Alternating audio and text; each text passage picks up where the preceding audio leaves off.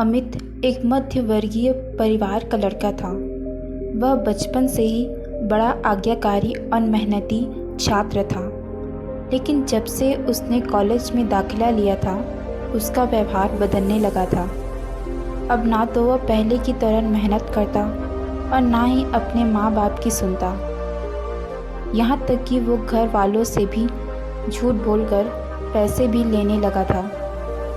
उसका बदलता हुआ आचरण सभी के लिए चिंता का विषय बन गया था। जब इसकी वजह जानने की कोशिश की गई तो पता चला कि बुरी संगति में पड़ गया है। कॉलेज में उसके कुछ ऐसे मित्र बन गए हैं जो फिजूल खर्ची करने, सिनेमा देखने और धूम्रपान करने के आदी हैं। पता चलते ही सभी ने अमित को ऐसे दोस्त छोड़ पढ़ाई लिखाई पर ध्यान देने को कहा, पर अमित का इन बातों से कोई असर नहीं पड़ रहा था। उसका बस एक ही जवाब होता, मुझे अच्छे बुरे की समझ है। मैं भले ही ऐसे लड़कों के साथ रहता हूँ, पर मुझ पर उसका कोई असर नहीं होता। दिन ऐसे ही बीतते गए और धीरे धीरे परीक्षा के दिन आ गए। अमित ने परीक्षा से पहले कुछ मेहनत की, पर वह पर्याप्त नहीं थी। वह एक विषय में फेल हो गया। हमेशा अच्छे नंबरों से पास होने वाले अमित के लिए यह किसी जोरदार झटके से कम नहीं था। वह बिल्कुल टूट सा गया। अब ना तो वह घर से निकलता और ना ही किसी से बात करता। वह दिन रात अपने कमरे में पड़े कुछ सोचता रहता। उसकी यह स्थिति देख परिवारजन और भी चिंतित में पड़ गए। सभी ने उसे पिछला रिजल्ट भूल आगे से मेहनत करने की सलाह दी, पर अमित को तो कोई मानो सांप सूंघ गया हो। फेल होने के दुख से वह उबर नहीं पा रहा था। जब ये बात अमित के पिछले स्कूल के प्रिंसिपल को पता चली तो उन्हें यकीन नहीं हुआ।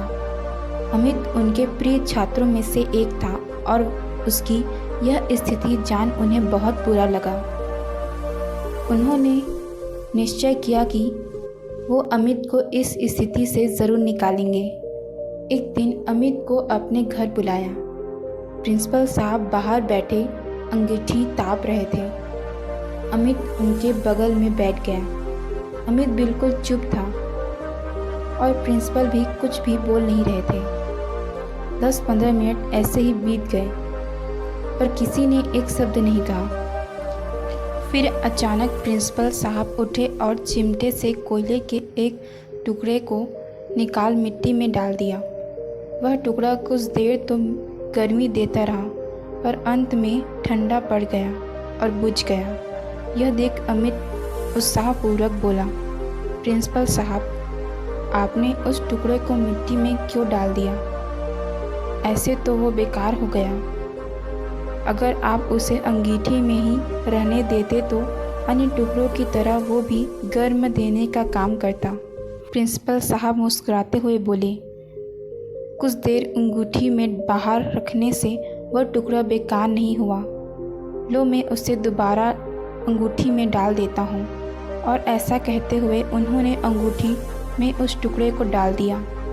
जैसे ही वह उसमें गया, उसकी अंगूठी में जाते ही वह टुकड़ा वापस धधक कर जलने लगा और पुनः गर्मी प्रदान करने लगा।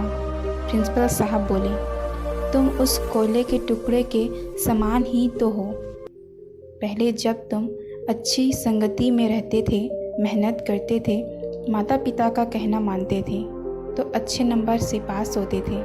पर जैसे वह टुकड़ा कुछ देर के लिए मिट्टी में चला गया और बुझ गया, तुम भी गलत संगति में पड़ गए और परिणाम स्वरूप तुम फेल हो गए। तुम्हारे अंदर के वो सारे गुण समाप्त नहीं हो गए। जैसे कोयले का वह टुकड़ा मिट्टी में पड़ने के बाद भी आग में आने से वह फिर धधक कर उठ गया और गर्मी देने लगा, ठीक उसी तरह अच्छी संगति में जाकर मेहनत कर एक बार फिर अच्छे छात्र की श्रेणी में आ सकते हो।